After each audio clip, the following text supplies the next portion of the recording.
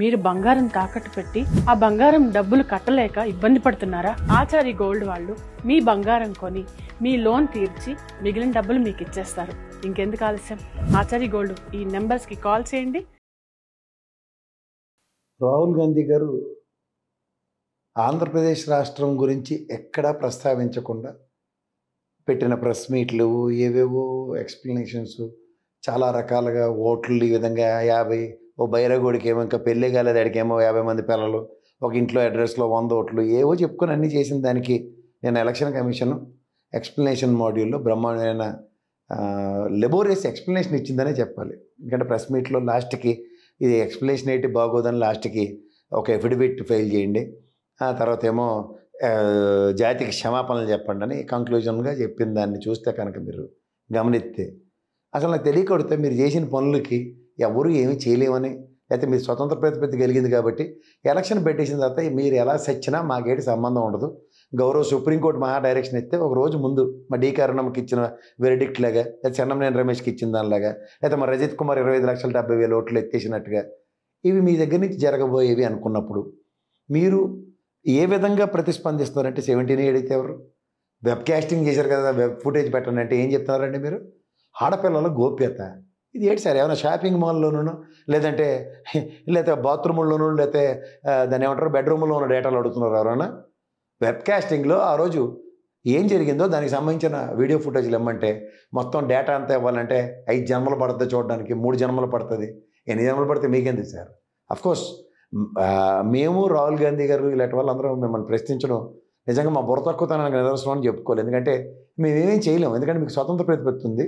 Supreme court SOP అడిగినా సరే మీకు నచ్చిందే మీరు చెప్పారు, కానీ మీకు నచ్చిందే మీరు చేశారు, కానీ అట్లీస్ట్ గౌరవ సుప్రీంకోర్టు డైరెక్షన్ కూడా మీరు పాటించినప్పుడు, లేదంటే ఏ మీనా గారు వీవీప్యాట్ స్లిప్పులు తగలబెట్టేసినప్పుడు ఏ డిస్కషన్తో తగలబెట్టారని అడిగి నాదుడు లేక, రజత్ కుమార్ 25,70,000 ఓట్లు ఎత్తేసినప్పుడు ఎవరు ఎత్తేసారు, ఎందుకు ఎత్తేసారు అని అడిగే నాదులు లేక, ఆయన అగ్రిగేట్ 1,36,000 ఓట్లు ఒక పార్లమెంట్ సెగ్మెంట్కి ఎఫెక్ట్ చేస్తున్నప్పుడు ఎలా అని ప్రశ్నించిన దానికి సమాధానం ఇవ్వలేకపోయినా సరే ఎలా అన్న ప్రశ్నకే మేము పరిసమాప్తం అవుతున్న విధానంగా ఇలాంటివన్నీ మేము గమనించుకోగలిగితేనండి ఏ రాష్ట్రాల్లో ఏ విధంగా అనుగుణంగా జరిగాయి అన్న దగ్గర ఇవాళ బీహార్ దాకా వచ్చేసరికల్లా ఓ దగ్గర 65 లక్షల ఓట్ల ప్రభావాన్ని తీవ్రతను పెంచేసరికల్లా ఏం చేయాలో నిస్సాయ స్థితిలో వాళ్ళని అబాసుపాలు చేసుకునే కార్యక్రమానికి తెరలేపుకుంటే ఏం పర్లేదు సార్.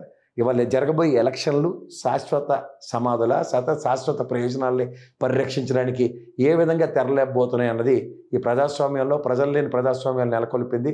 నిన్నగాక మొన్న పులివెందులో ఒంటిమెట్టలో జరిగిన ఎలక్షన్స్ ఆద్యంతం గమనించుకోగలిగితే సాధారణంగా చెప్పుకోవచ్చు.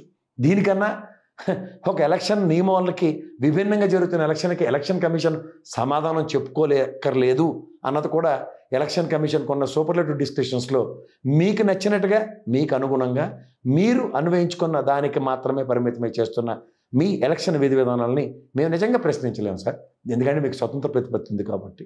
ఒక బ్యూరోక్రాట్ వ్యవస్థలో అత్యున్నత విలువలు ఉన్న వాళ్ళని ఆ స్థాయిలో ఎప్పుడైతే మిమ్మల్ని ప్రతిష్ఠించారో ప్రజాస్వామ్యాన్ని పరిరక్షిస్తారనే ఒక భ్రమను మాత్రమే మాకు కల్పించి ప్రజాస్వామ్యం పరిరక్షించబడుతుందా లేదా అన్న ప్రశ్నకి మీ దగ్గరే సమాధానం లేక గౌరవ సుప్రీంకోర్టుకు కూడా సమాధానం ఇవ్వలేని నిస్సాయ స్థితిలో ప్రతి నిమిషం కనబడుతున్నప్పుడు మిమ్మల్ని తిరిగి ప్రశ్నించడం నిజంగా మా అమాయకత్వం అనే చెప్పాలి.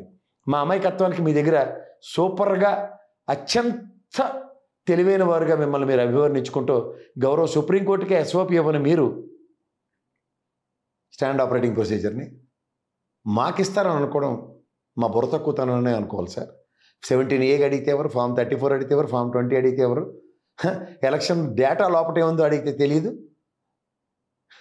120 రోజుల్లో 104 రోజుల్లో ఉంచవలసిన వీవీప్యాట్ స్లిప్పుల్ని 20 రోజుల్లో తగలబెట్టేసినా సరే ఏ డిస్కషన్తో మన దగ్గర మాకు స్వతంత్ర ప్రతిపత్తి ఉందన్న సమాధానానికి మమ్మల్ని మేమే సముదాయించుకోవాల్సిన నిస్సాయ స్థితి ఉన్నప్పుడు ఈ ఎలక్షన్ కమిషన్ ఏం చేసినా చెల్లుబాటు అవుతుంది. నిన్న మీరు ప్రెస్ మీట్ పెట్టి మమ్మల్ని అందరినీ బెదరగొట్టినా అదరగొట్టినా కాన్స్టిట్యూషన్ పరంగా మాకు మీతో పాటు సమానంగా మీకు అటానమస్ బాడీ అని ఎలా డిక్లేర్ చేసిందో మాకు కూడా ఒక వాక్ స్వతంత్రం తిరిగి ప్రశ్నించడానికి అని ఒక గలం ఇచ్చింది. ఈ గలానికి సమాధానంగాను ప్రతిస్పందించే గుణం ఉన్న మీరు ప్రతిస్పందన లేని ఒక నిస్సాయ స్థితిలో ఉన్న ఒక వ్యవస్థ కింద అభివర్ణించబడుతున్నందుకు ధన్యవాదాలు.